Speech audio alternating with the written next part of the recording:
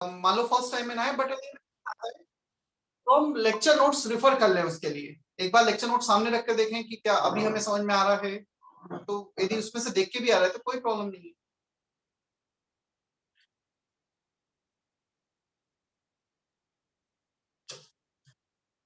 Second part, what is the striking difference between fluoride and antifluoride structure, ये भी last time explain किया गया था वैसे। The position of cations and anions are interchange, this is the main difference, position of cations and anions are interchange, सारी properties उनकी interchange हो जाती है।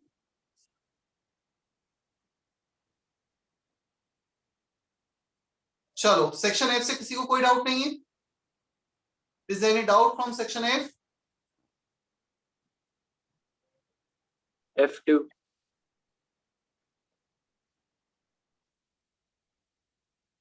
एफ चैट बॉक्स में लिखो क्या है, मुझे आवाज नहीं आई। सेक्शन एफ कोई डाउट नहीं है पार्ट 1? जिसका भी है चैट बॉक्स में लिख दो। F2 and F3, how would you explain non-stoichiometric NaCl is yellow? ये दोनों ही क्लास में लिखा रखें, याद है एफ सेंटर वगैरह इनके रीजन थे, मतलब एनसीईआरटी में दोनों एग्जांपल है और दोनों क्लास लेक्चर नोट्स में तुम्हारे जो शेयर किया होगा मैं भी लिखवा दिया होगा, दोनों में से कुछ भी एक किया हो। Again completely based on theory F2, you can refer your lecture notes, बहुत डिटेल में हमने लिखा है कौन सा कलर होता है और क्यों होता है, कौन से डिफेक्ट के कारण होता है। ईशान लेक्चर नोट्स रेफर करो एक बार। Yes, sir. F3, account the following: silicon is an insulator but silicon doped with phosphorus act as semiconductor. Actually जब हम डॉपिंग कर देते हैं फॉस्फोरस के साथ सिलिकॉन की, तो वहां पर we have one extra valence electron, जो एक्स्ट्रा वैलेंस इलेक्ट्रॉन है इसे एन टाइप सेमीकंडक्टर में कन्वर्ट करता है, so it act as N type semiconductor, right?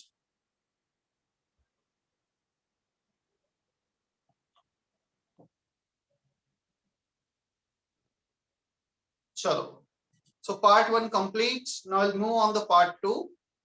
मैं चैट बॉक्स में लिख देता हूं पहले, पार्ट 2 डाउट्स।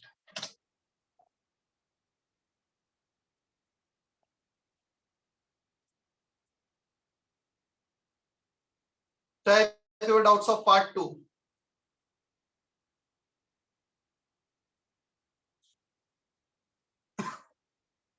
आई थिंक सेक्शन ई तक तो डिस्कस कर लिया था हमने इसमें। हाँ सर।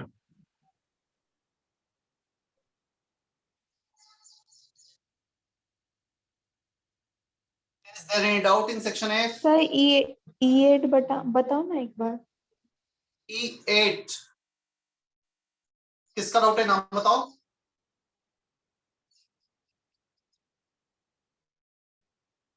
साक्षी लेक्चर नोट्स पेज मैं बता तो दूंगा, मुझे कोई इशू नहीं, लेक्चर नोट्स पेज पर लट के देखो। Is there any point, any note regarding NaCl and CaCl interconversion, जहां पे ब्रेग्स इक्वेशन लिखा था n lambda equal to 2 sin theta, उसके नीचे कुछ लिखा है क्या? देखो लेक्चर नोट्स में यस सर। क्या लिखा है बताओ। At high temperature, NaCl converts to CaCl. और NaCl CaCl में कन्वर्ट होगा या CaCl NaCl में कन्वर्ट होगा हाई टेम्परेचर? CaCl NaCl में कन्वर्ट। और टेम्परेचर का वैल्यू भी लिखा है 760 केल्विन। Yes 60 kelvin. चेक कर सकते हो लेक्चर नोट्स में है, इंफॉर्मेशन बेस्ड है, याद ही रखना है हमें। हाई प्रेशर पर NaCl CaCl में कन्वर्ट होता है, हाई टेम्परेचर पर CaCl NaCl में कन्वर्ट होता है। टेम्परेचर बढ़ाओगे दूर जाएगा, कोऑर्डिनेशन नंबर बेसिकली कम होगा, प्रेशर बढ़ाओगे कोऑर्डिनेशन नंबर बढ़ेगा। No doubt from section F. Samar तुम सेक्शन डी पे क्यों आ गए वापस, पहले नहीं किया है क्या हमने डिस्कस? सर वो मैंने गलती से पार्ट 2 का डाल दिया, वो पार्ट 3 का डालना था। Section F part 2 no doubt. Part 3 हमने बिल्कुल भी डिस्कस नहीं किया है ना।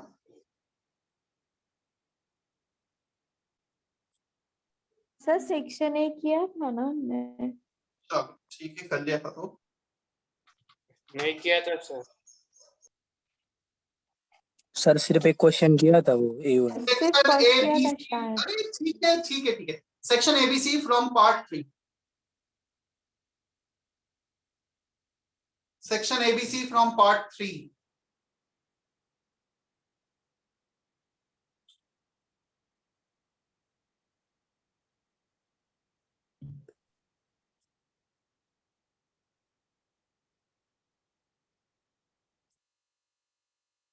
A1 A1 डिस्कस की। अच्छा A1 मैंने तुम्हें छोड़ दिया था ना, कुछ तो गलत लग रहा था शायद, इसमें ऐसा हुआ था, मतलब वो हमें पता ही नहीं चल रहा है कि सॉलिड तो लाइन वो कौन सी हाईलाइटेड। हाँ सर। हाईलाइटेड नहीं किया। प्रॉपर नहीं है, हमें नहीं पता चल रहा है इसमें कौन से सॉलिड लाइन से कौन सा नहीं है, तो उसके कारण हमने A1 छोड़ दिया था, जो मैं अभी भी छोड़ रहा हूँ। मतलब जब तक वो क्लियर नहीं होगा मैं बता ही नहीं सकता हूँ कि क्या होगा। हिंट इतना है, यूनिट सेल्स उसे कहते हैं जिसके रिपीटेशन से पूरा क्रिस्टल बनता है। यदि उसके रिपीटेशन से तुम क्रिस्टल नहीं बना पा रहे हो तो फिर वो यूनिट सेल काउंट नहीं होगा। Excuse A1 me, के sir. बाद A2 है number of rectangular faces in monoclinic unit cell. Monoclinic unit cell का पहले तो मुझे डायमेंशन बताओ, एबीसी क्या होते हैं? नयन क्या A होता है not ABC? equal to A A not equal to B not.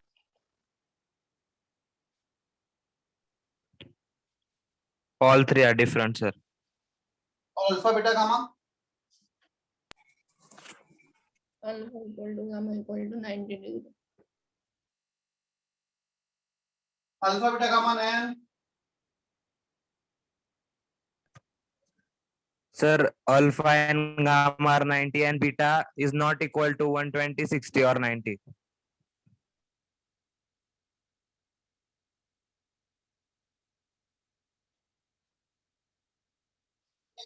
तीनों इक्वल नहीं है ना इसमें।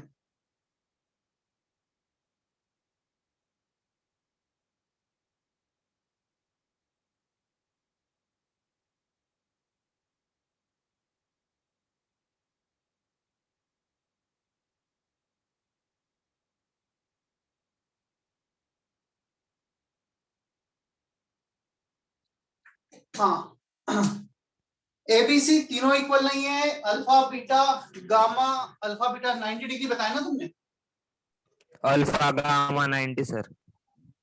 और beta not equal to anything. So check करो रेक्टेंगुलर फेसेस कितने होंगे, मतलब जस्ट एक रफ डायग्राम बनाकर कितने होंगे रेक्टेंगुलर फेसेस इसमें?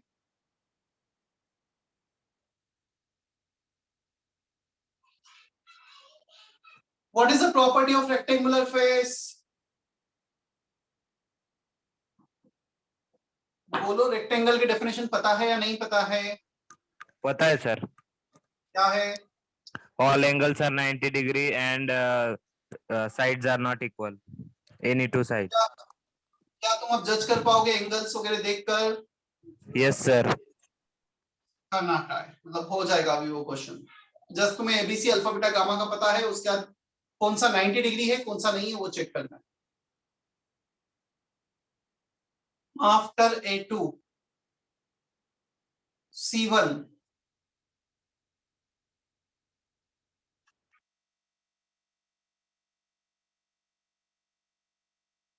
C1 है at very low temperature SO2 crystallizes in a hexagonal lattice if the cross section area of unit cell is this.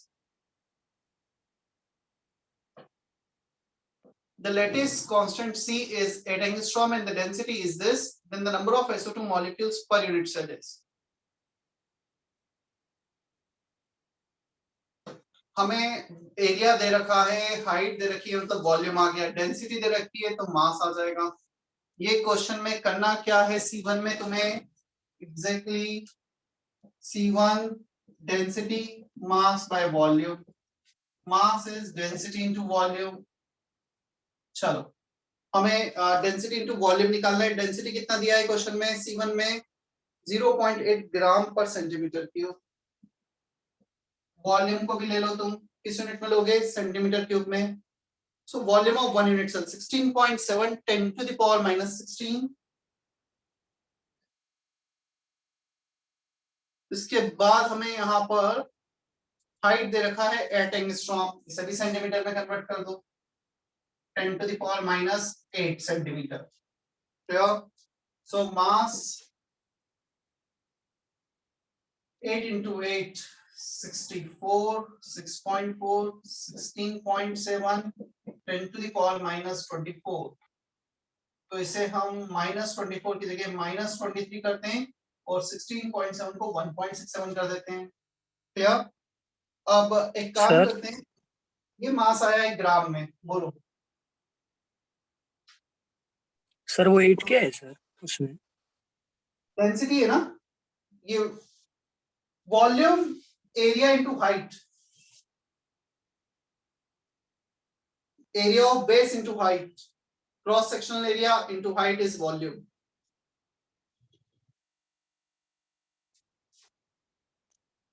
ये ग्राम में आ रहा है, इसे एएमयू में कन्वर्ट कर लो। अब एएमयू में कन्वर्ट करने के लिए किससे डिवाइड करते हैं? क्या इतने ग्राम 1 एएमयू होता है?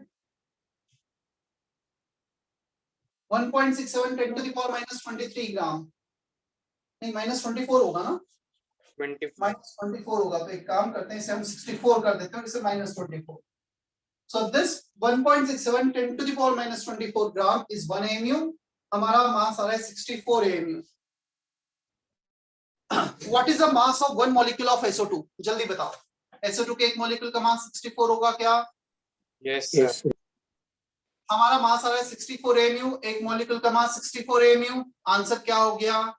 कितने SO2 होंगे per unit cell? 1. 1. 1।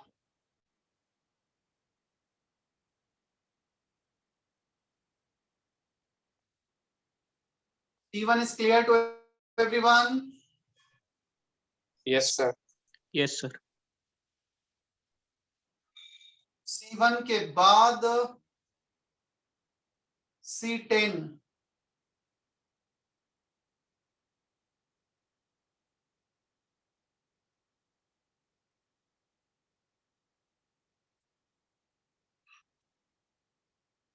C10, an element crystallizes in a face center cubic lattice. Hence, its unit cell contain X atoms of the element and Y of them belong to the unit cell. FCC में है, ठीक है। Unit cell contain X atoms of the element.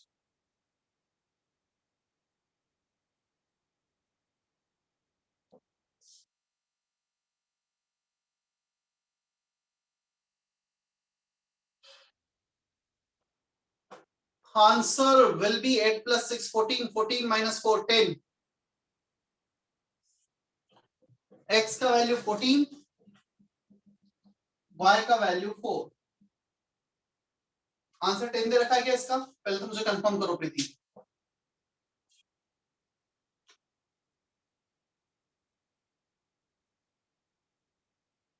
प्रीति बाबुल, तुम्हारा doubt है नहीं? 10 है answer.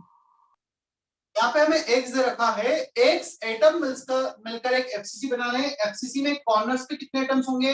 8 corners, 6 face centre, so total 8 plus 6 14 मिलकर एक पूरा यूनिट सेल बनाएंगे, corners plus face centre, right?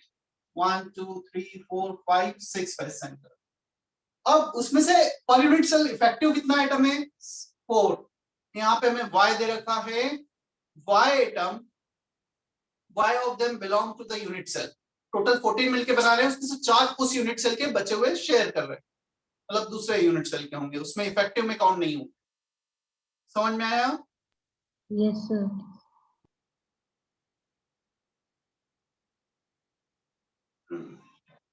चलो हम चले नेक्स्ट सेक्शंस पर। सेक्शन सी तक सभी को क्लियर है? समर्थता में से लेटेस्ट कांस्टेंट मतलब हाइट होता है क्या? लेटेस्ट कांस्टेंट मतलब एबीसी, किसी के बारे में भी बोल सकते हैं तुम्हें। Any one of them is, all of them are called lattice constant. Clear? Yes. Section D, E, F, Now you can type doubts of section D, E, and F.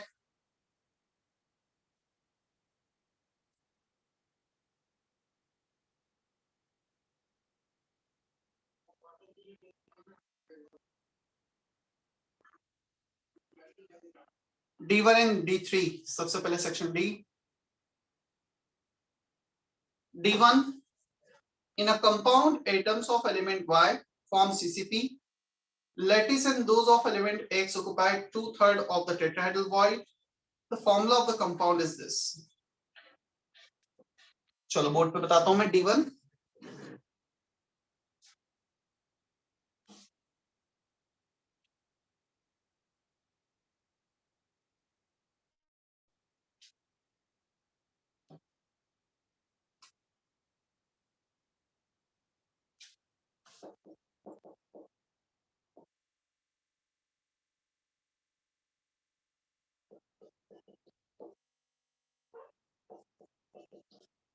Y को रखा CCP FCC में, X को रखा है 2/3 of the tetrahedral void. 2/3 of the tetrahedral void. Tetrahedral void है 8.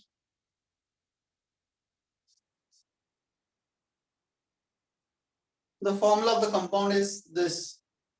Simple ratio निकाल लेते हैं हम. X 16/3 Y4. चलो 3/4 का मल्टीप्लाई कर दो दोनों में. 3/4 का मल्टीप्लाई किया, so X4 Y3. Answer is 4 plus 3, 7. Is that okay, D1? Formula निकाला है, सिंपल रेशियो रेट किया है.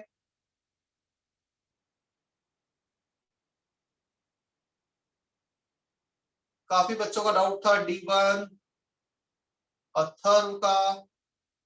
सर मुझे नहीं समझा सर. क्या नहीं समझा बताओ. सर वापस एक बार बताओ ना सर पूरा. तो ये बताओ, यदि इसमें मैं ये इतना दे रखा है, y को CCP में रखा है, CCP मतलब FCC, और x को रखा है 2/3 टेट्राहेड्रल वॉइड में, क्या हम उनका सिंपल रेशियो निकाल सकते हैं कि x/y कितने एटम्स होंगे? हाँ निकाल सकते हैं. Yes sir. बस वो सिंपल रेशियो A/B है और उसका एडिशन बताना है. जो सिंपल रेशियो होता है वही तो हम फॉर्मूले में रिप्रेजेंट करेंगे ना. NaCl मतलब sodium is to chloride ratio 1:1, ZnS 1:1, CF2 1:2. Yes sir clear है. So X के एटम हो गए 2/3 of the tetrahedral void, Y atom हो गए FCC में 4, और दोनों का सिंपल रेशियो निकालने पे वो आ रहा है 4:3. This is to this is 4:3. Clear? हाँ सर. D1 के बाद D3. When a block of sodium was subjected to a pressure,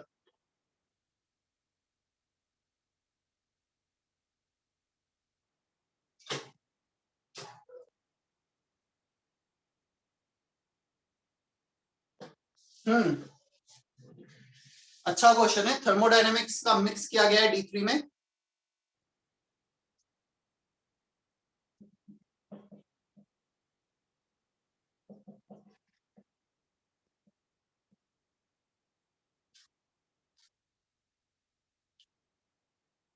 minus P external delta B.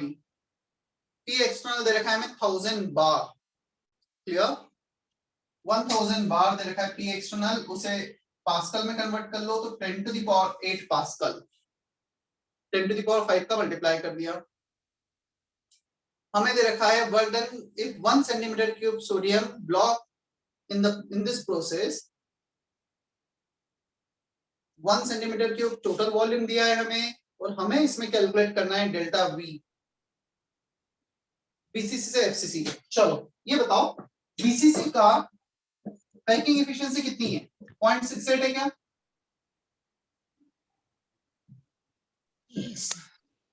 और FCC की पैकिंग एफिशिएंसी कितनी है? 0.74. 1 सेंटीमीटर क्यूब टोटल वॉल्यूम है, तो 1 centimetre cube में कितना वॉल्यूम BCC ने ऑक्युपाई किया होगा? 0.68 उसके एटम्स में. और यदि वो FCC में कन्वर्ट होगा तो 1 सेंटीमीटर क्यूब का कितना वॉल्यूम वो FCC ऑक्युपाई करेगा? 0.74. अब हमें यहां से चेंज इन वॉल्यूम निकालना है, क्लियर? सो 1 सेंटीमीटर क्यूब हमें टोटल वॉल्यूम दे रखा है इनिशियल। सर स्क्रीन लॉक हो रही है। स्क्रीन क्लियर है सर? क्लियर है। क्लियर होना चाहिए वैसे, क्योंकि मुझे क्लियर ही दिखा है। हमें ये बताना है चेंज इन वॉल्यूम कितना होगा। पैकिंग एफिशिएंसी में चेंजेस आ जाएंगे, उसके कारण वॉल्यूम चेंज होगा। पैकिंग एफिशिएंसी बढ़ रही है तो वॉल्यूम कम हो जाएगा, ज्यादा क्लोजली पैक्ड है, क्लियर? सो पैकिंग एफिशिएंसी के अकॉर्डिंग हमें डेल्टा वी निकालना है। चलो कैसे निकालोगे डेल्टा वी, जल्दी से बता दो। 0.74 माइनस 0.68। नॉट एग्जैक्टली, क्योंकि वॉल्यूम नहीं है तो पैकिंग एफिशिएंसी है। पैकिंग फ्रैक्शन होता है volume occupied by atoms upon volume of unit cell.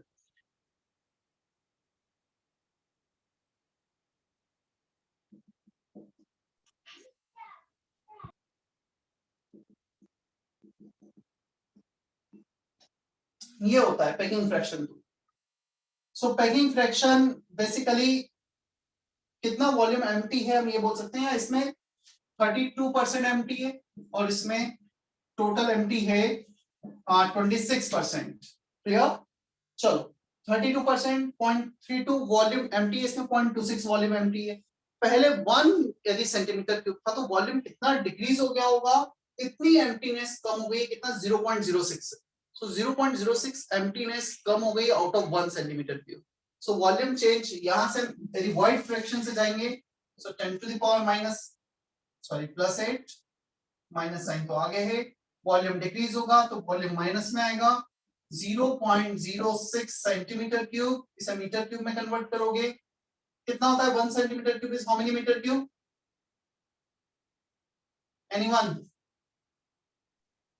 10 to the power minus 6. Minus so answer आ रहा है 6 जूल। 6 दे रखा है आंसर। हाँ सर। हाँ sir. Excuse me sir.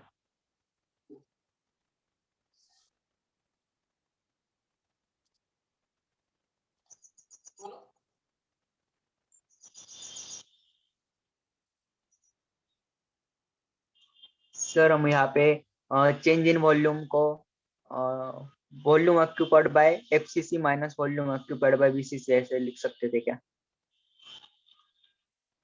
Not exactly, packing efficiency better word होगा, उससे जाना पड़ेगा, क्योंकि volume occupied by FCC 1 unit cell and 1 unit cell of BCC वो थोड़ा डिफरेंट होता है उसको। क्योंकि क्या होगा, पहले 2 एटम मिलके एक बीसीसी बना रहे हैं, अब 4 एटम मिलके एक एफसीसी बना रहे हैं, तो नंबर ऑफ एटम्स भी डबल हुए, तो वॉल्यूम तो चेंज होना ही है वैसे भी, बट पैकिंग एफिशिएंसी में कितना चेंज आया है वो ज्यादा मैटर करता है। Got it? Yes sir. D1 D3 section D complete. अब सेक्शन ई पे आते हैं सर। E1। हाँ कोई कुछ बोल रहा था? सर D3 का आंसर 8 दिया हुआ है। D3 का आंसर कितना दिया है?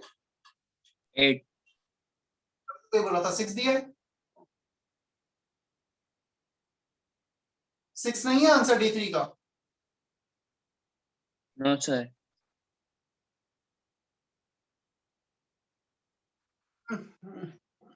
Find work done in joules of 1 centimeter cube of sodium block in this process if the metallic radius of sodium remains unchanged. तो पहले 1 सेंटीमीटर क्यूब वॉल्यूम था, तो जब मैं फिर थोड़ा सा देखता हूँ मैंने कुछ इंटरप्रिटेशन गलत तो नहीं किया इसका पैकिंग एफिशिएंसी का। 1 सेंटीमीटर क्यूब इनिशियल वॉल्यूम था, मास कुछ कांस्टेंट होगा,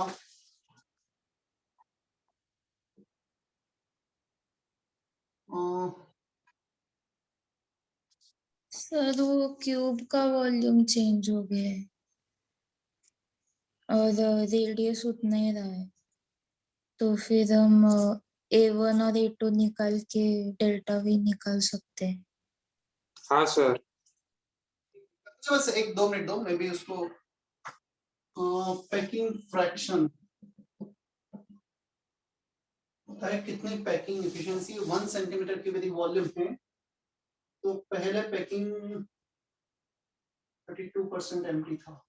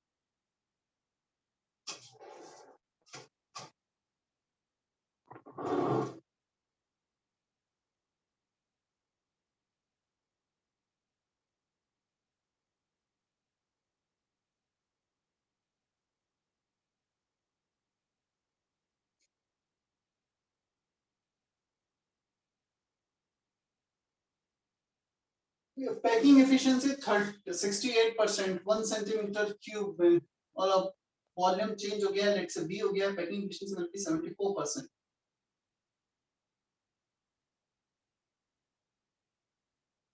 हाँ बोलो कैसे करोगे कैलकुलेशन, क्या बोल रहे थे?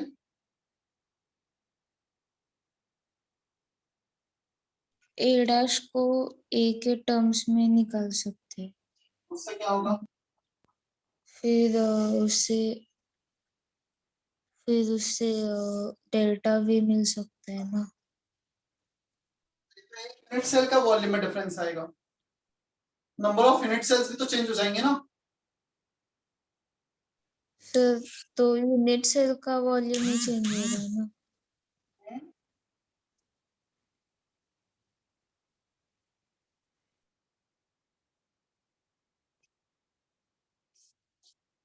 एक यूनिट सेल का वॉल्यूम आएगा उससे तो।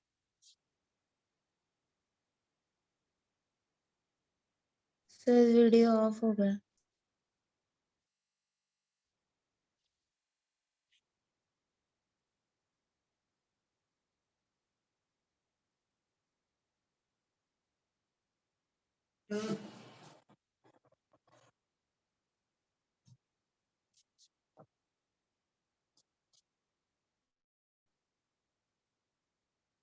One centimetre cube initial volume था जब पैकिंग एफिशिएंसी थी 68%।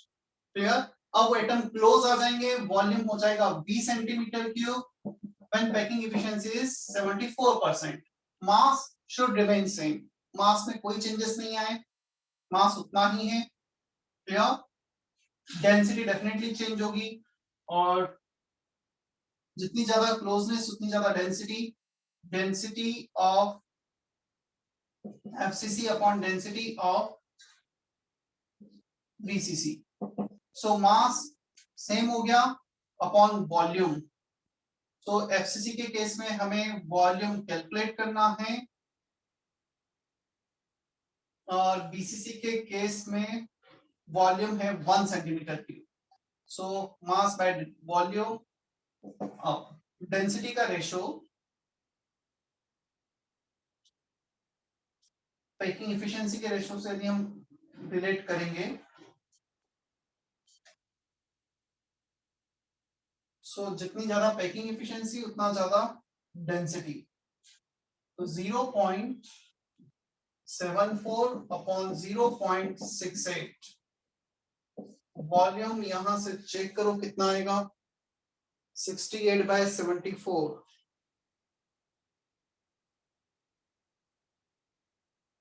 ये आ रहा है 0.918.92। थोड़ा सा इंटरप्रिटेशन मैंने डायरेक्ट उसको ले लिया था। देखो 1 सेंटीमीटर क्यूब वॉल्यूम है जब पैकिंग एफिशिएंसी 0.68। जब पैकिंग एफिशिएंसी इंक्रीज हो गई तो वॉल्यूम हो गया 20 centimetre cube. Clear? Density of FCC upon density of BCC, mass upon volume, mass तो अभी भी उतना ही है, सिर्फ एटम क्लोज आ गए एक दूसरे। सो मास कैंसिल हो गया, मास अपॉन वॉल्यूम, एफसीसी का वॉल्यूम नीचे, बीसीसी का वॉल्यूम ऊपर। सो ये बीसीसी और ये एफसीसी, राइट? सो दोनों का वॉल्यूम इनवर्स रिलेटेड हो गया। अब एक और हमारे पास टर्म होता है डेंसिटी। जितना ज्यादा पैकिंग एफिशिएंसी थी, दोनों की पैकिंग एफिशिएंसी सेम होगी, सेम एलिमेंट, तो डेंसिटी सेम। जिससे पैकिंग एफिशिएंसी बढ़ेगी डेंसिटी बढ़ते चले जाएगी। क्लियर? उतने क्लोज आ रहे हैं, पैकिंग भी वॉल्यूम का रेशियो, डेंसिटी में भी वॉल्यूम आ रहा है। सो इसका पैकिंग एफिशिएंसी और इसका डेंसिटी का रेशियो सेम हो गया। यहां से वॉल्यूम निकाला 0.92 आ रहा है। क्लियर?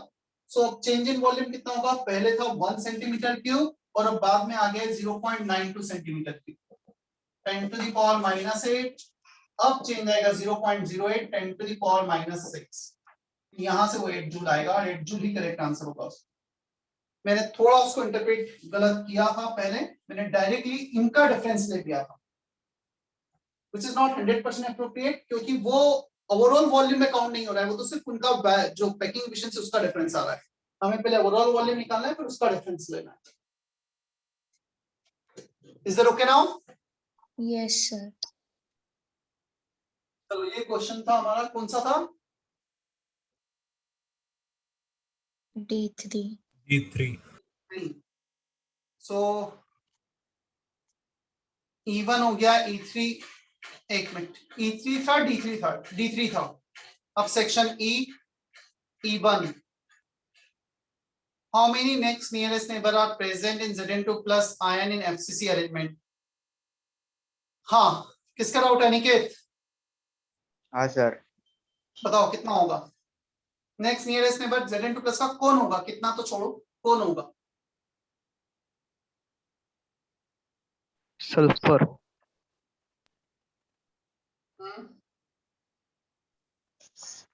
सल्फर। Zn ही होगा सर। Zn होगा ना, first coordination number sulphur count होगा, second nearest neighbour Zn2 plus होगा ना। तो बेसिकली तुम इसको ऐसे इंटरप्रेट कर लो, क्लियर? अब फर्स्ट कोऑर्डिनेशन नंबर यदि सिर्फ वहां पे केटायंस होते हैं, सिर्फ एनायंस होते हैं, तो फर्स्ट कोऑर्डिनेशन नंबर कितना हो? और ऐसे इंटरप्रेट करके इसका आंसर बताओ।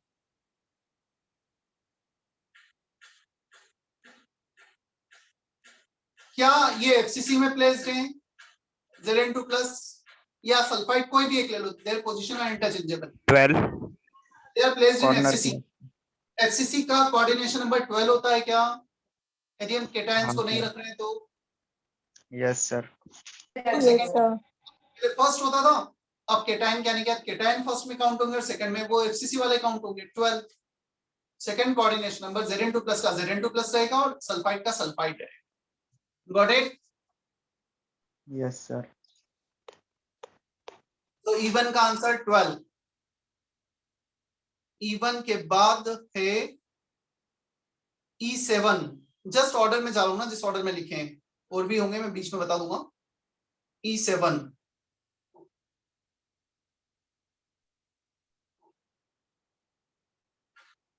the edge length of a FCC unit cell is this. If the radius of the cation is this, radius of anion,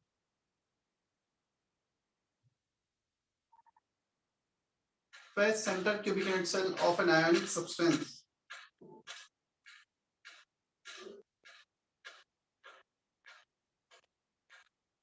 ये हम कैसे बता सकते हैं बिना हमें बताए कि वो कौन सा है?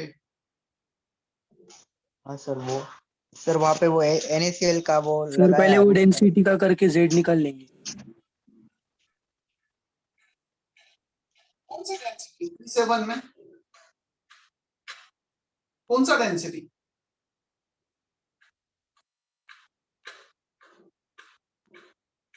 इसमें मुझे ये तो दिया है ही नहीं कि NaCl है, ZnS है, ZnS भी FCC होता है, NaCl भी FCC होता है।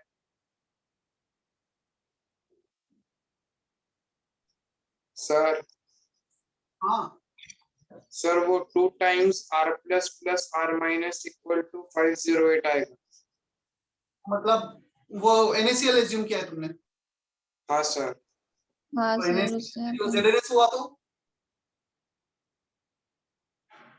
सर जब कुछ नहीं दिया रहेगा तो हम एज्यूम कर सकते हैं ना? नहीं नहीं नहीं नहीं, NaCl हो सकता है, Zn हो सकता है फ्लोराइड हो सकता है, एंटी फ्लोराइड हो सकता है, कुछ भी हो सकता है, तो नथिंग इज गिवन, क्योंकि इन सभी सर में फेसेट पे एनायन जाते हैं। सर रेडियस रेशो 0.414 आएगा, ऐसे नहीं कर सकते। और वो कैसे आएगा 0.414? वो कैसे आया 0.414 बताओ? सर वो दो इक्वेशन मान लेंगे, ए को 508 मान के 2 times of r plus plus r minus और r plus upon r minus 0.414 करके तो आ जाएगा।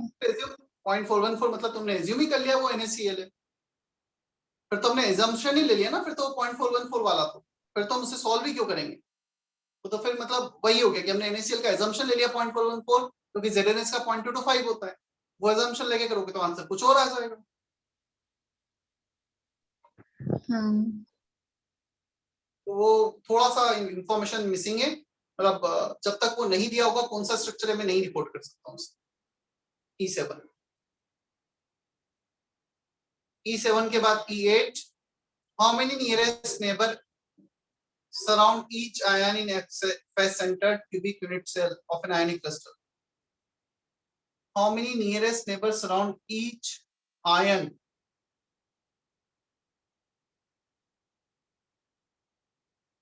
ट्वेल्व होगा इसमें, मतलब नियरेस्ट नेबर तो पूछे, how many nearest neighbours around each ion in a face centre cube, first coordination number पूछ रहे हैं, आंसर क्या 12 नहीं दे रखा है क्या इसका? अनिकेत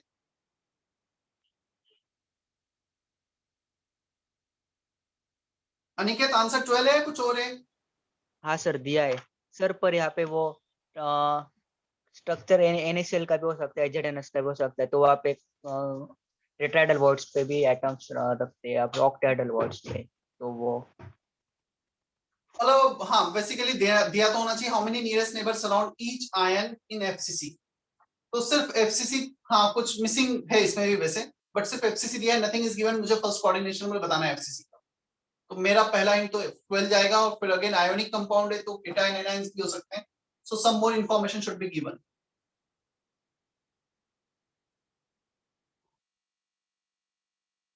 चलो E8 हुआ, इसके बाद E11 in FCC lattice of metal as in this, find the maximum diameter of an atom which can accommodate in an interstitial gap in this lattice without causing the distortion. Answer is 400 into 0.414. 400 into 0.414 is the answer E11. चल सार्थक मुझे ये बता, FCC में कौन से void होते हैं, कौन से दो टाइप के void होते हैं? ऑक्टाहेड्रल और टेट्राहेड्रल। इसका रेशो कहां से स्टार्ट होता है? दोनों में से बड़ा कौन है, टेट्राहेड्रल या ऑक्टाहेड्रल? ऑक्टाहेड्रल। ये वाला यूज कर लो रेडियस रेशो, राइट? हाँ सर। हमें लार्जेस्ट एटम पूछा है तो टेट्राहेड्रल वॉइड में नहीं रखेंगे, ऑक्टाहेड्रल वॉइड में रख देंगे। E2 in an ionic solid, sir वो गलती से लिख दिया था ये तो E7 का। नहीं और भी है doubt. In an ionic solid, cation is this, anion is this. Use the radius ratio rule to determine the edge length of the cubic unit cell. चलो इसका रेडियस रेशो निकालो सबसे पहले तो, 1.6 divided by 1.864, ये रेडियस रेशो आ रहा है 0.858, मतलब कोऑर्डिनेशन नंबर 8 वाला CSCl टाइप स्ट्रक्चर। क्या एज लेंथ निकालोगे CSCl टाइप स्ट्रक्चर में? √3a/2 equal to radius of cation plus radius of anion, हो जाएगा सार्थक? हाँ सर। के बाद था E10 from Atharva. E10 a binary salt AB, इतना मास दे रखा है, y is arbitrary number, has rock salt structure with 1:1 ratio of A to B. The shortest AB distance in the unit cell is y to the power 1/3, then the density of the salt in kg per meter cube.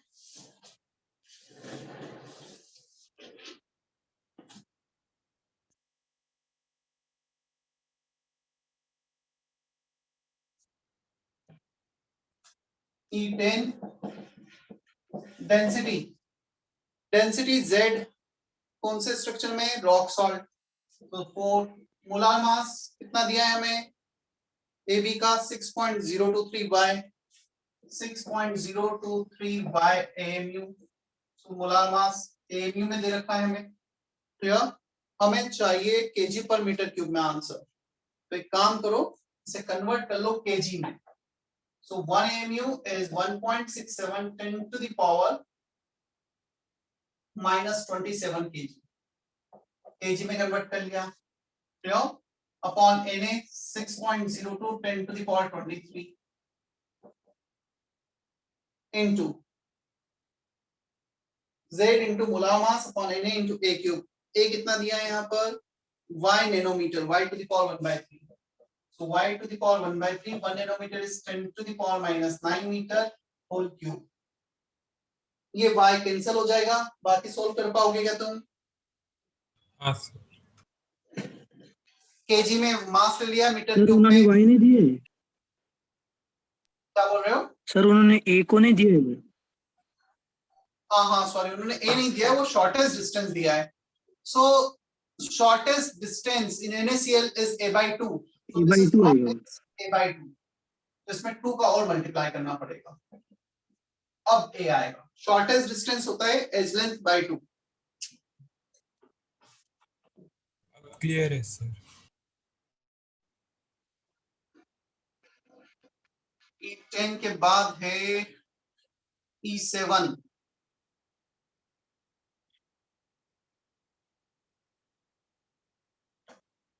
E7 हो गया, इसके बाद है E9।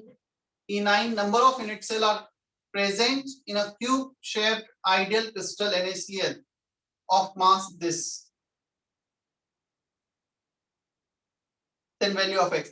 1 ग्राम में इतने unit sales हैं, तो x का वैल्यू बताना है। Number of unit cell, number of unit cell में कर रहा हूं क्वेश्चन E9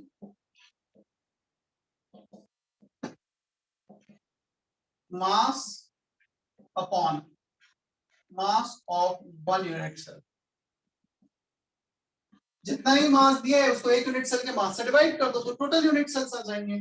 सो हमें मास दिया है 1 ग्राम, हमें 1 ग्राम में यूनिट सेल्स निकालने हैं। क्लियर? अब ये है NaCl type structure.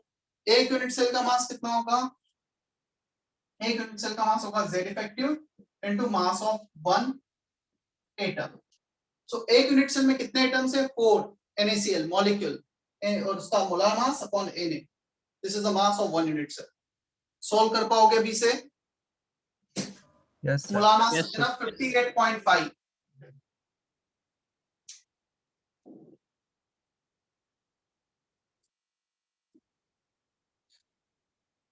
Section E का कुछ और रह गया है क्या डाउट?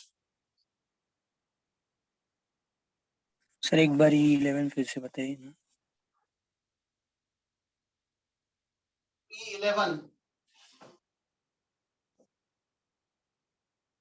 E11 में FCC दे रखा है। FCC में 2 टाइप के वॉइड्स होते हैं, एक होता है टेट्राहेड्रल वॉइड, एक होता है ऑक्टाहेड्रल वॉइड। सो टेट्राहेड्रल वॉइड का साइज कहां गया, वो क्वेश्चन मैंने रब कर दिया। टेट्राहेड्रल वॉइड का साइज होता है 0.225 और ऑक्टाहेड्रल का होता है 0.414। हमसे लार्जेस्ट एटम पूछा है तो ऑक्टाहेड्रल वॉइड में रख देंगे जिसका साइज ज्यादा है। Radius of cation upon anion is 0.414 और सॉल्व कर लेंगे।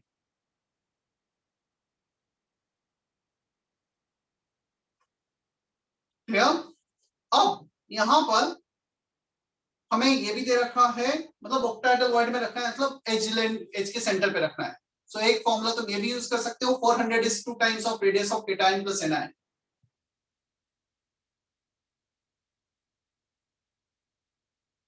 So 2 times of radius of cations plus anion is 400. एक इक्वेशन ये आ गया, radius of cation upon anion is 0.414. Second equation ये आ गया। सो अब cation का रेडियस निकाल लेना, ठीक है। Yes.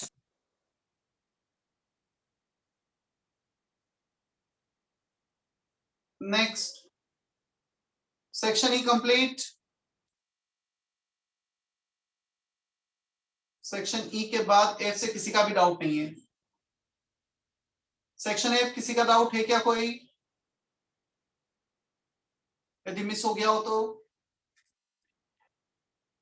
Any doubt from section F?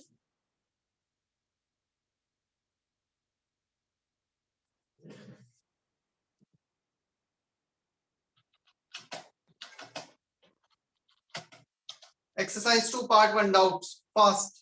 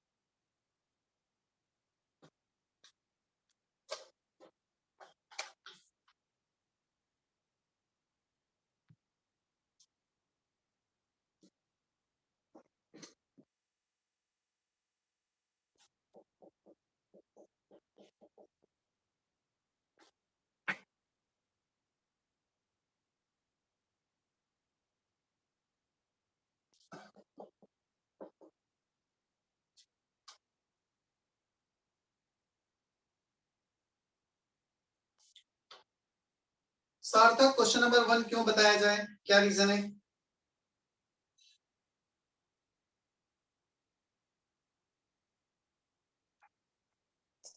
Sir वो ग्रे कास्ट आयरन और मेटल एलॉयज वाला बताइए।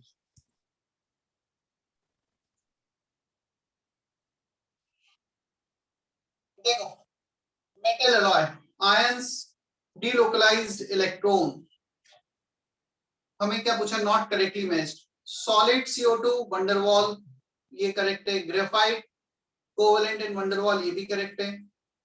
Grey cast iron ionic, not correct. Metal alloy ion delocalised electron, correct. Metals में जो इलेक्ट्रॉन्स होते हैं वो डीलोकलाइज्ड होते हैं। अब हम मेटल एलॉयज की बात करें तो आयंस डीलोकलाइज्ड होंगे, मतलब जो आयंस है, आयंस मतलब दो अलग अलग टाइप के मेटल्स हैं, वो उनके जो हम कुछ ऐसे बॉन्डिंग को डिफाइन करते हैं, सेंट्रल एटम मतलब nucleus of any atom plus inner shell electron, they are called kernels, and the outermost electron they are moving from here and there, they are not fixed in that position in any position in metal। वो पूरा sea of electron जैसा होगा, move करेंगे, उसमें nucleus और inner shell electron fix होंगे, जिसे colonel's कहा जाता है। आंसर क्या दिया है? 1 का सी दिया है। हाँ सर, सी दिया। अब सी तो डेफिनेटली दिख रहा है इनएप्रोप्रिएट है। ग्रे कास्ट आयरन, आयरन को आयोनिक बॉन्डिंग पॉसिबल ही नहीं, एलिमेंट है तो जब तक कंपाउंड नहीं होगा तो आयोनिक बॉन्ड पे कहां पे आएंगे? Question number 5 in CCP XYZ atoms are, ये बच्चों वाले क्वेश्चन है, अभी भी नहीं बन रहेगा तुमसे। 5th question, X atoms are at the corner, X को कॉर्नर पे रखा 1 इफेक्टिव नंबर, Y को रखा है फेस सेंटर पे 3,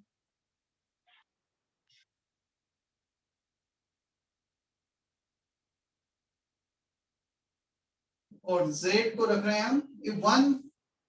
If one of the X atom from a corner is replaced by Z, so one corner atom को replace किया 1 minus 1/8 और ये 1/8 हो गया. So one of the corner is replaced by z. 1/8 contribution her corner का. 7/8, 3, 1/8. तीनों का simple ratio 7, 24, 1. x7, y24, z1. एक कोई ऑप्शन ऐसा? yes sir. फिफ्थ के बाद question number 6.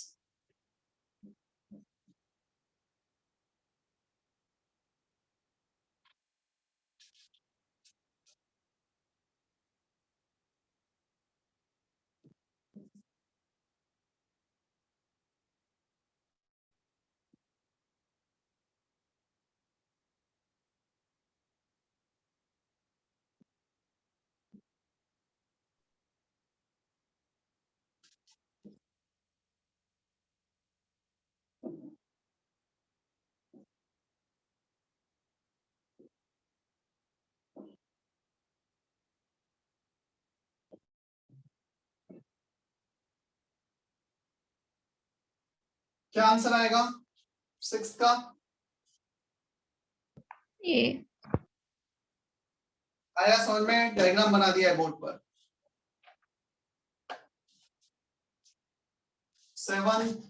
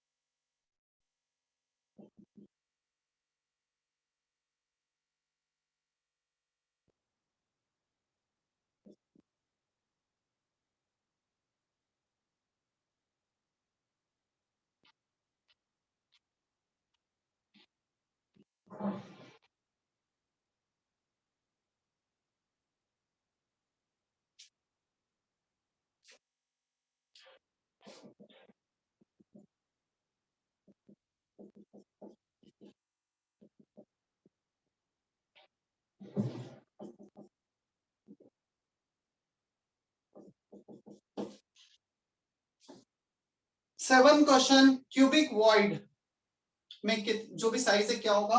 √3a is the distance from one end to another end along body diagonal. अब simple cubic lattice structure है. इस कॉर्नर पर एटम, इस कॉर्नर पर एटम, बीच में वॉइड. सो ये टोटल डिस्टेंस √3a, इसका r और इसका r माइनस कर दिया तो बीच में जो आएगा वॉइड का डायमीटर आ जाएगा. तो सेवंथ में हमसे पूछा है diameter of the void in the body centre. So √3a total distance, उसमें से जो एटम ने ऑक्युपाई किया वो रेडियस माइनस कर दिया. 9 क्वेश्चन फिर बच्चों वाला क्वेश्चन है, देख लो खुद से.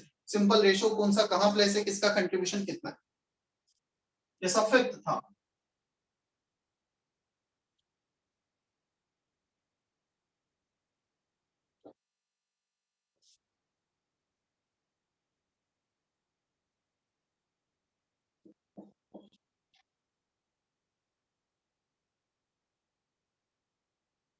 टेंथ किसने पूछा है मुझसे क्वेश्चन? Question number 10. सारस, टेंथ क्यों पूछा है तुमने? क्या लेक्चर नोट्स में हमने डिस्टेंस लिखा है फर्स्ट कोऑर्डिनेशन नंबर का, सेकंड कोऑर्डिनेशन नंबर का? सर 10 नहीं 11 पूछा था, गलती से 10 आ गए. 11 है सर. ठीक है.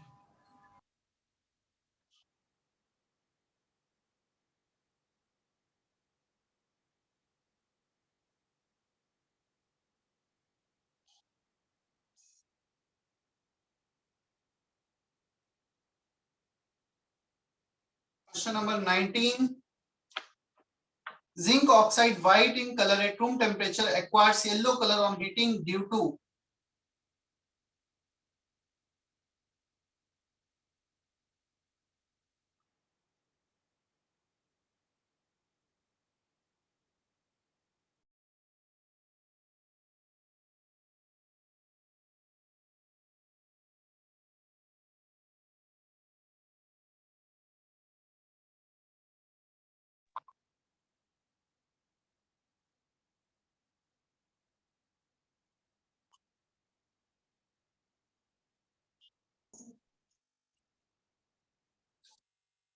हम थे किस क्वेश्चन पे थे हम? 19th पर। जिंक ऑक्साइड व्हाइट कलर है रूम टेम्परेचर पे, येलो है हीट करने पर, क्या आंसर होगा बता दो जल्दी। क्या जेडेनो का हमने लिखा है डिफेक्ट्स में, कलर एग्जांपल्स में? समर्थ, जिंक ऑक्साइड का येलो कलर क्यों आता है?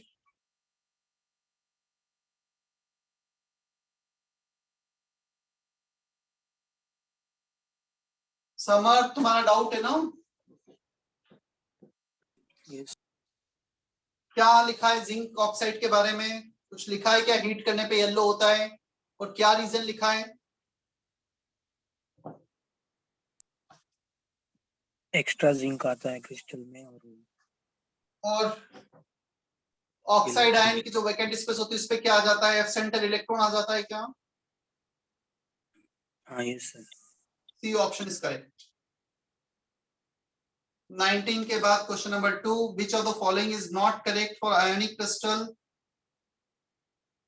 They possess high melting point and boiling point. All are electrolyte, exhibit property of isomorphism, exhibit directional property of the bond. Option D is not correct. Directional bond होते हैं covalent bond, ionic bond are non-directional. So D option is not correct for question number 2. क्या कुछ और questions छूट गए हैं? मतलब बहुत सारे क्वेश्चंस आए हैं। Atharva, 9th is not clear.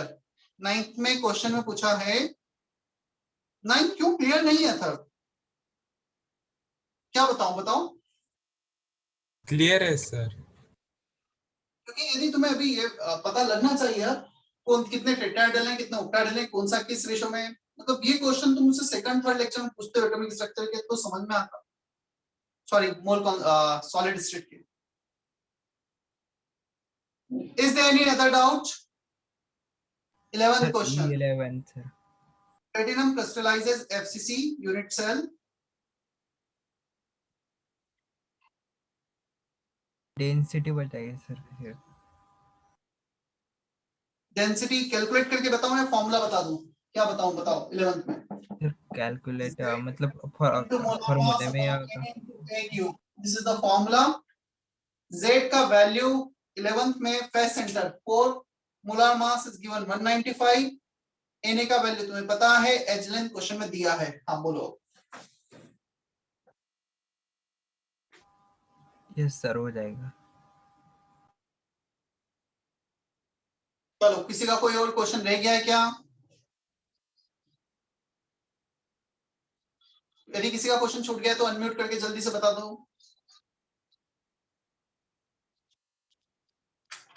हो गए सारे क्वेश्चंस पार्ट 1 के?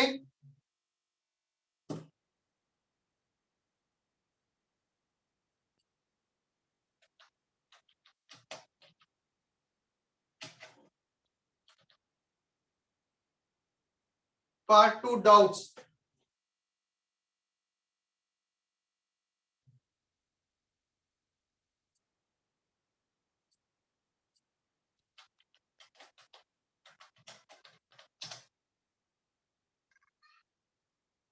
Question number 4।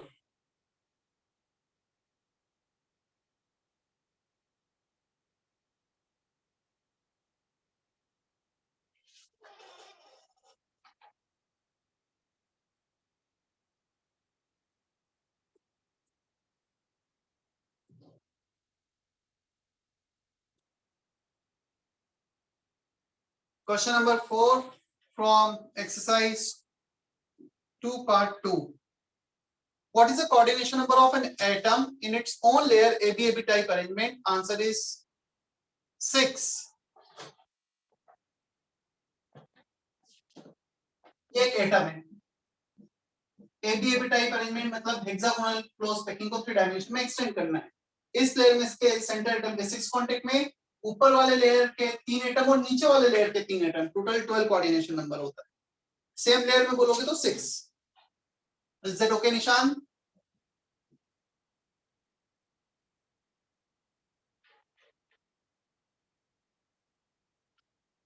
निशांत क्लियर है?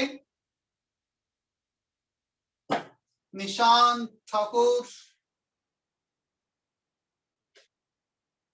Am I audible or not, Nishan?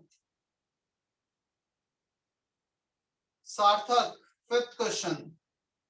ABAB arrangement: if an atom is placed in A layer, then calculate the number of atoms touching in its adjacent B layers. हाँ, fourth और fifth का answer साथ में ही बताया मैंने, समझ में आया सार्थक? 6 एटम सेम लेयर में और 3 एटम उसके ऊपर, 3 एटम उसके नीचे, सो 6 उसमें हो गया,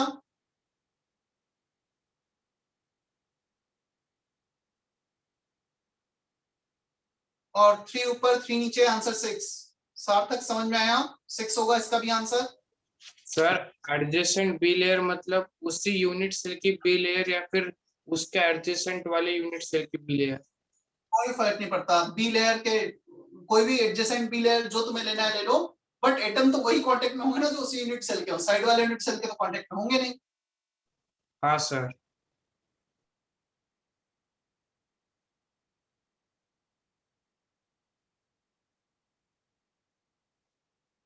इसके बाद है question number 1 is based on information, मैं नहीं बता रहा हूँ how many of the following are covalent, जितने क्लास में लिखा है अच्छी बात है, जो नहीं लिखा है इसमें सर्च करो, नेट पे सर्च कर दो या बुकलेट में देख लो एक बार, मतलब इंफॉर्मेशन है उतना, थोड़ा सा आरएनडी करो कि क्या है, कौन सा एलिमेंट किस उसमें काउंट होता है, और लिखो लेक्चर नोट्स में उसके बाद।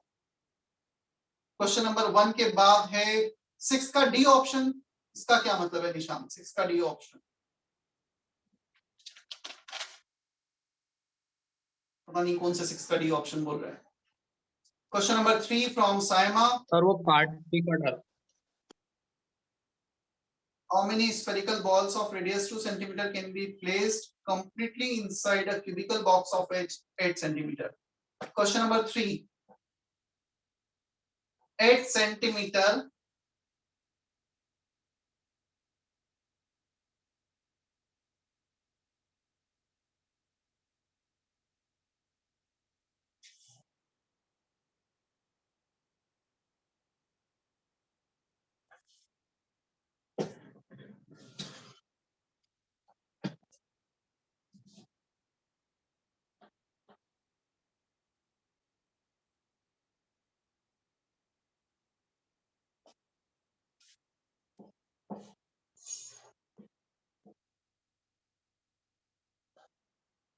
देखो मैं बेस को ड्रॉ कर लेता हूं।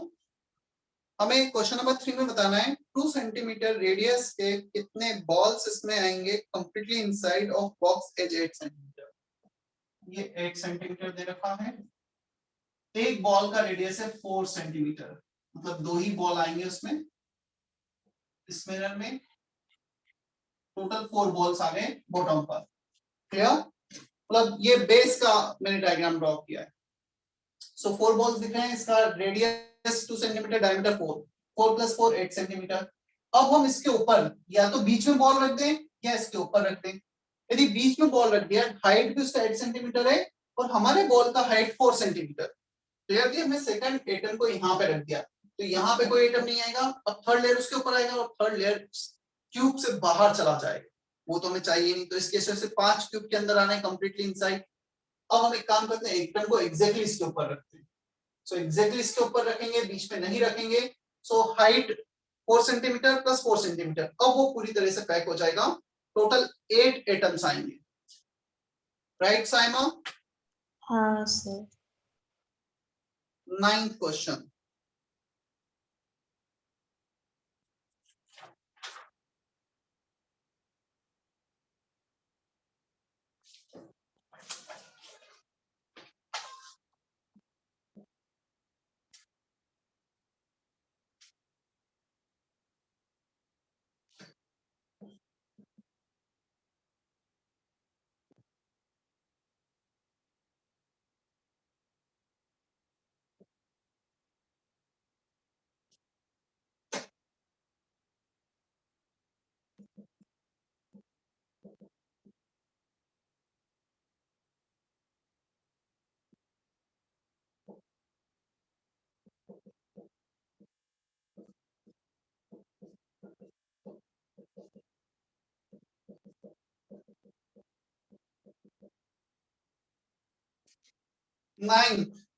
बोर्ड पे सॉल्व किया है। ए टू बी, ये एफसीसी में, तो इसका इफेक्टिव नंबर 4 हो गया। इसको इक्वली डिस्ट्रीब्यूट किया है एफसीसी और सॉरी टीवी में और ओवी में, तो ये 4 है तो ये 8 होंगे, डबल होंगे। So out of 8 4 distributed in tetrahedral void, 4 in octahedral void. इसमें 8 टेट्राहेड्रल वॉइड में से 4 में हमारे पास एटम्स हैं 50% पैकिंग, यहाँ पे सारे के सारे ऑक्टाहेड्रल वॉइड में एटम्स है 100% पैकिंग।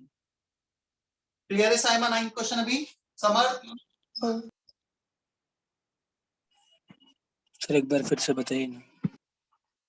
क्वेश्चन पढ़ो और चेक करो जो बोर्ड पे लिखा है, मतलब क्या मैं बताऊं इसमें क्या एक्सप्लेन करना है, ये मुझे क्लियर करो एक बार, कौन सा पार्ट में नहीं क्लिक हुआ।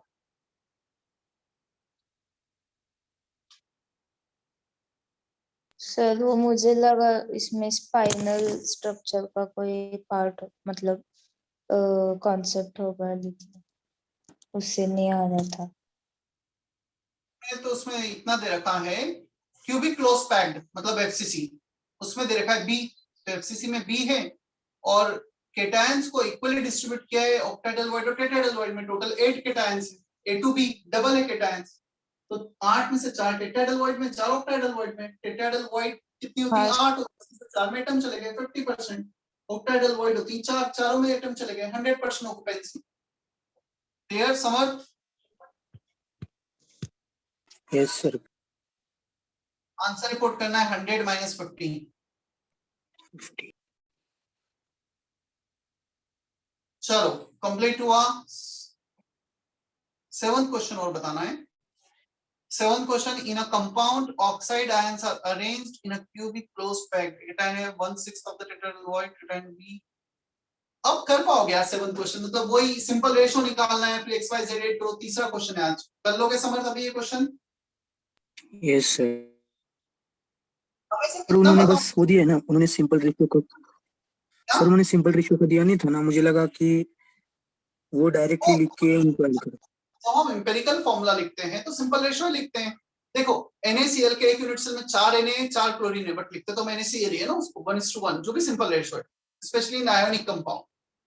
कोवैलेंट कंपाउंड में तो एक मॉलिक्यूल सिंगल एग्जिस्ट करता है सेपरेटली, तो फिर अलग बात। आयोनिक में हमेशा सिंपल रेशियो लिखा जाता है।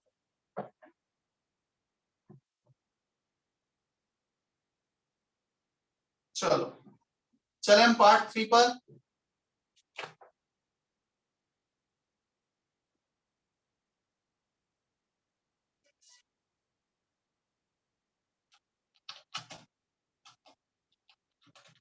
Part 3 doubts, exercise 3, exercise 2 part 3.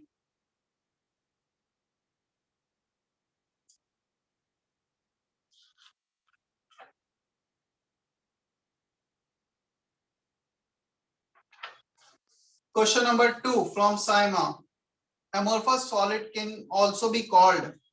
Amorphous solid को कहा जाएगा एक तो pseudo solid, clear, और true solid तो crystalline हो जाएगा. Supercooled liquid also amorphous solid. Answer is A. Supercooled solid, supercooled liquid. A and C for second. ये इसके synonyms हैं amorphous solid के, supercooled liquid और pseudo solid. Clear? Okay sir. के बाद है question number 4 from Nishant.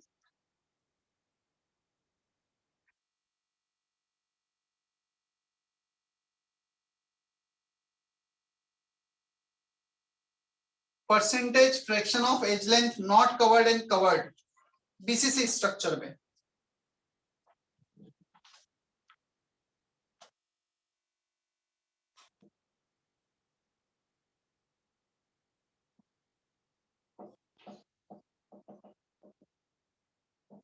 Percentage covered निकाल लेते हैं पहले हम। एज के लॉन्ग 2 रेडियस हैं और टोटल एज लेंथ A। अब A को R के टर्म्स में रिप्लेस कर दो इनटू 100, इतना परसेंटेज कवर हुआ है। टोटल एज के लॉन्ग हमारे पास 2 एटम है दोनों कॉर्नर पर, उनका R + R 2R, total edge length A into 100। A को रिप्लेस कर दो R के टर्म्स में, 4R/√3 सॉल्व कर लेना, हो जाएगा निशांत के क्वेश्चन। Yes sir. फोर्थ के बाद आता है सेकंड का सी ऑप्शन सार्थक का बता दिया है। 6th question, which statement are true about HCP and CCP? 6 में HCP CCP के लिए कौन सा ट्रू है? Number of tetrahedral voids are twice as octahedral void। कौन सा ऑप्शन बताऊं मैं इसमें? सारे बताऊं या क्या करना है 6th में?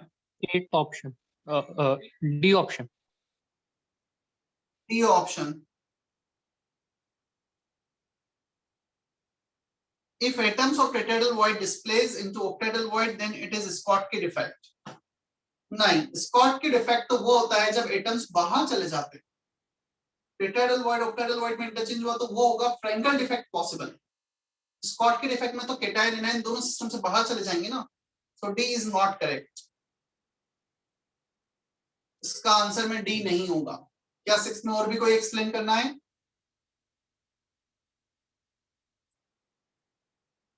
No, sir. Any other doubt from part 3? Prashant, 4th clear है? Yes, sir. Clear है। तो पार्ट 4 भी कर लेते हैं ताकि एक बार का हमारा कंप्लीट होगा एक्सरसाइज 2, सिर्फ एक्सरसाइज 3 बचेगा। Part 4 doubts.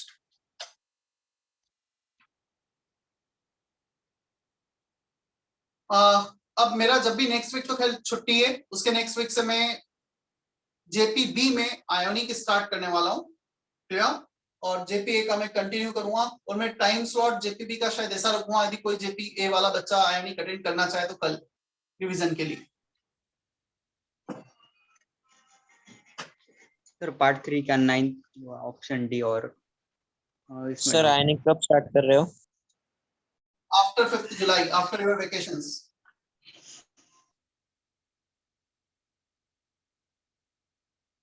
क्वेश्चन नंबर डालना है पार्ट 4 के तुम्हें।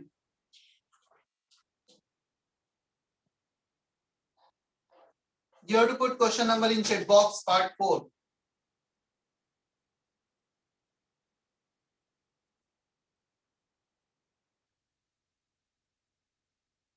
साइमा 3A, 3A मतलब क्या? मैच द फॉलोइंग का। मैच द फॉलोइंग नहीं समझा मैं तो। मैच द फॉलोइंग 3A, कुछ और है क्या तुम्हारे इसमें? हाँ सर। हमारे इसमें पार्ट 4 में पहले मैच द फॉलोइंग है, फिर कॉम्प्रिहेंशन। रुक जाओ, मैं फिर मैं नया बुकलेट देखता हूँ। चेंज कर दिया है पार्ट 4 पुराने बुकलेट से।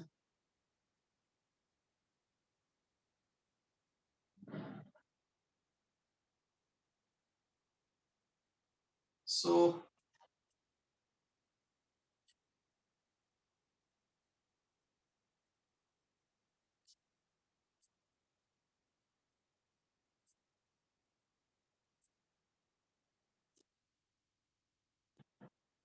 थर्ड का ए,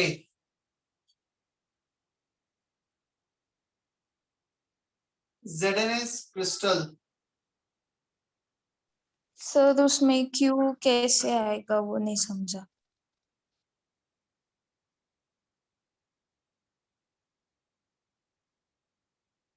नहीं आएगा इसमें।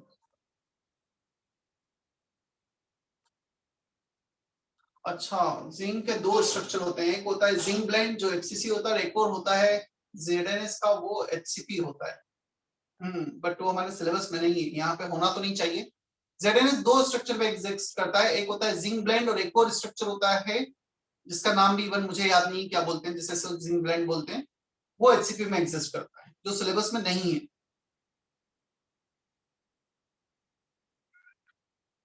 क्लियर? Yes sir. हाँ सर। थर्ड के ए के बाद है समर्थ 2 का मैट्रिक्स, 2 मैट्रिक्स में पूरा बताना है। हाँ सर, मतलब बी सी डी का। हाँ, बी सी और डी, बी वाला पार्ट एफसीसी में। बी वाला फेस सेंटर, मतलब एक फेस है 4 कॉर्नर और फेस के सेंटर पर, तो बी के लिए आर करेक्ट होगा, सी के लिए करेक्ट होगा 1 atom then 7 atoms in contact, C के लिए करेक्ट होगा पी वाला पार्ट। एफसीसी में जो ए बी ये लेयर देखते हैं ना, लेयर कुछ इस एंगल पे आती है जिस एंगल पे वो दे रखा है। सी के लिए पी करेक्ट होगा और डी के लिए करेक्ट होगा 3 atoms then 3 atoms. So S is correct for D. 3 atom ऊपर है 3 एटम नीचे है, एक फेस का सेंटर नहीं ये करेक्ट नहीं होगा। डी के लिए कौन सा करेक्ट होगा? फेस सेंटर ना, हमें चाहिए 3 atom then further 3 atoms.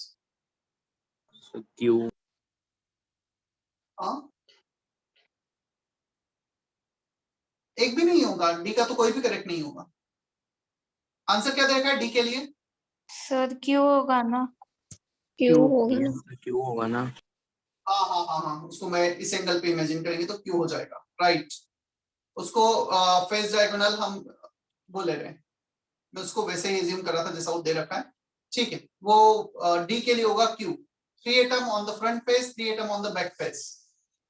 Sir B का यस भी आएगा ना?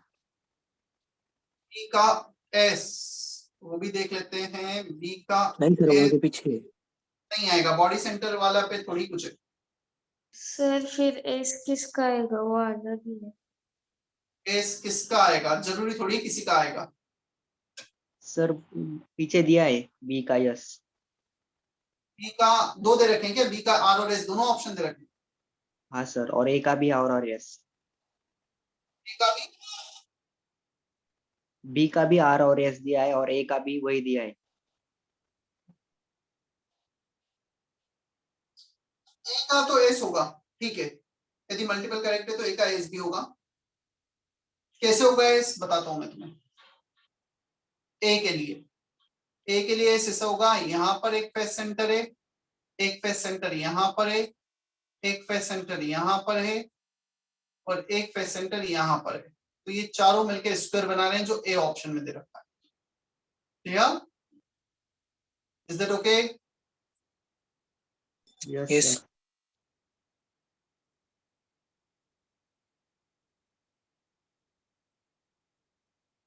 और तुम क्या बोल रहे हो, बी का भी एस दे रखा है? हाँ सर। हाँ सर तो उस पूरे प्लेन पे 5 एटम्स आएंगे ही नहीं, पॉसिबल ही नहीं है। बी का एस तो नहीं होगा, इस पूरे प्लेन पे 5 एटम्स कहीं भी नहीं है।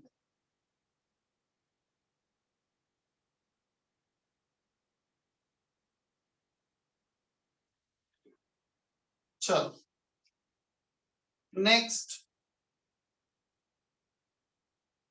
9th option D. सर वो पार्ट 3 का क्या? अनिकेत का डाउट है 9th ऑप्शन डी। सर वो पार्ट 3 का क्या?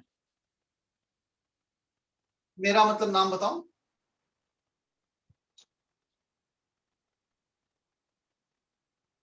अनिकेत कौन सर सा वो 9? सर वो यही पार्ट 9? 3 का क्या? नहीं अनिकेत का है, तुम्हारा नहीं है। मैं अनिकेत का डाउट देख रहा हूँ अभी।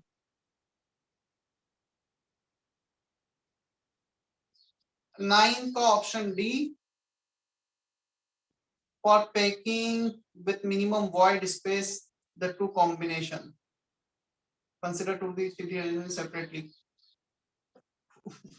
कहाँ है इसका पैराग्राफ? मतलब ये क्या था? पैराग्राफ है ना पूरा, बड़ा सा है तो पूरा ही पढ़ना पड़ेगा फिर सारे इस पे। नहीं, कंप्रेhension 3 हमें बताना है 9 क्वेश्चन में option D. Option D 9 question का 4 है सिंपल क्यूबिक, इसका 3 दे रखा है, कोऑर्डिनेशन नंबर 6 करेक्ट है, उसका आर दे रखा है, टेकिंग एफिशिएंसी ग्रेटर देन 50%। 9 का डी करेक्ट है। अनिकेत क्या डाउट है 9 का बताओ। सर मिनिमम वर्ड स्पेस का बताना है ना?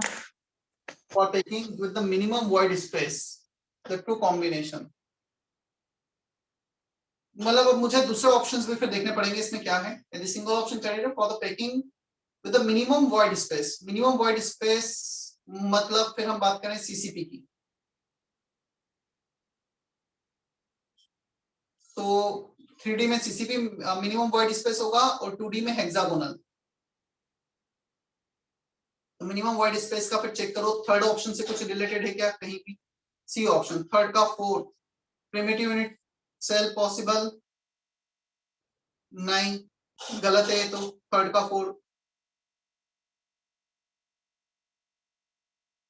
अब आते हैं हम सेकंड वाले ऑप्शन पर। सेकंड का one hexagonal 2D packing circles, इसमें हमें दे रखा है one, z is one in the smallest unit, z is one in the smallest unit, 1/3 60 60 60 180, ये भी गलत है। आंसर क्या दे रखा है इसका, तो दोनों ही मैच नहीं कर रहे हैं। 2 का 1 इज आल्सो नॉट करेक्ट। क्या आंसर दे रखा है? सिंगुलर लेंगे तो हो सकता है ना z इक्वल टू 1। आंसर क्या दे रखा है?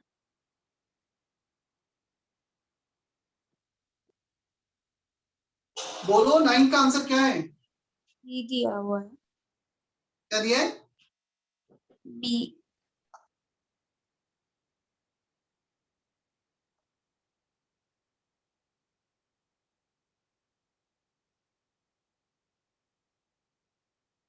हाँ क्या बोल रहे थे बोलो। मेरे हिसाब से तो भी नहीं होना चाहिए। 2 का 1 hexagonal 2D packing of circles, z is 1 in smallest unit cell. सो मैं ट्रायंगुलर यूनिट सेल को स्मॉलेस्ट एज्यूम करूंगा, तो ट्रायंगुलर यूनिट सेल में z is 1 नॉट 1, 180 हाफ होना चाहिए। हाँ सर। मतलब ट्रायंगुलर 1 60 60 60 180 डिग्री कवर हो रहा है 360 में से। पूरे एटम के लिए 360 होता, सर्कल के लिए। सो z is not 1। किसी का आंसर आया ना इनका 2, बी ऑप्शन, मतलब मेरा तो नहीं आ रहा है।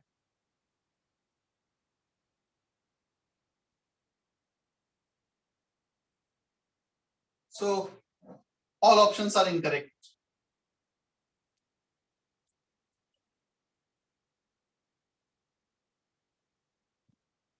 हमें क्लोजेस्ट पेग बताना है, तो हम फर्स्ट ऑप्शन कॉलम 1 में जो फर्स्ट है उसे कंसीडर करना ही नहीं है, फोर्थ को कंसीडर करना ही नहीं है।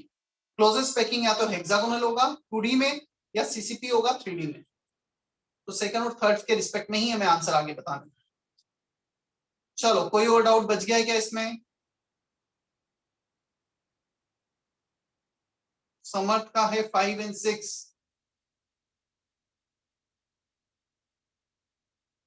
मुझे वो पूरा पढ़ना पड़ेगा। सर 5 नहीं। तो पूरा पढ़ना पड़ेगा। चलो अब इसके कुछ एक आधी क्वेश्चन रह गए होंगे, मैं नेक्स्ट टाइम डिस्कस करता हूँ, ठीक है। आज का लेक्चर मैं शायद अपलोड नहीं करने वाला हूँ क्योंकि ऑलरेडी डाउट ही था, कुछ था नहीं।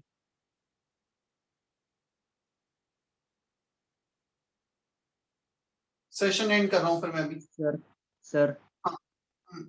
सर वो 12th का हम 2D में बोल सकते हैं ना कि हेक्सागोनल में π/2√3 होता है पैकिंग फ्रैक्शन, तो टोटल माइनस दिस तो 10% के आसपास आ जाएगा, तो वो सबसे मिनिमम हो जाएगा वर्ड। किस क्वेश्चन की बात कर रहे हो तुम? वो 9th, वही वो मिनिमम वर्ड।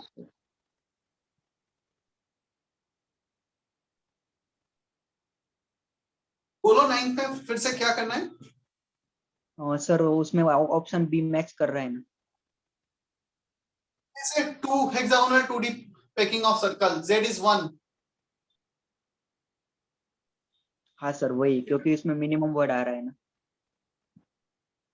मिनिमम 1 आ रहा है।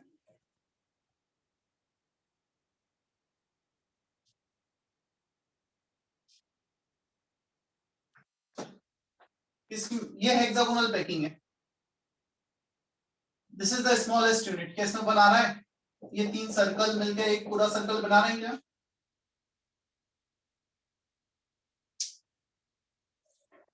कुछ और इंटरप्रेट कर रहे हो इसके अलावा तो ये बताओ फिर।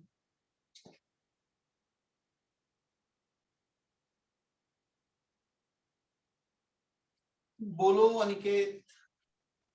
क्लियर है सर। और पार्ट 3 में थोड़ा सा एरर हो सकते हैं क्योंकि पहली बार ऐड हुआ है, तो मे बी पॉसिबल कि कुछ एरर हो।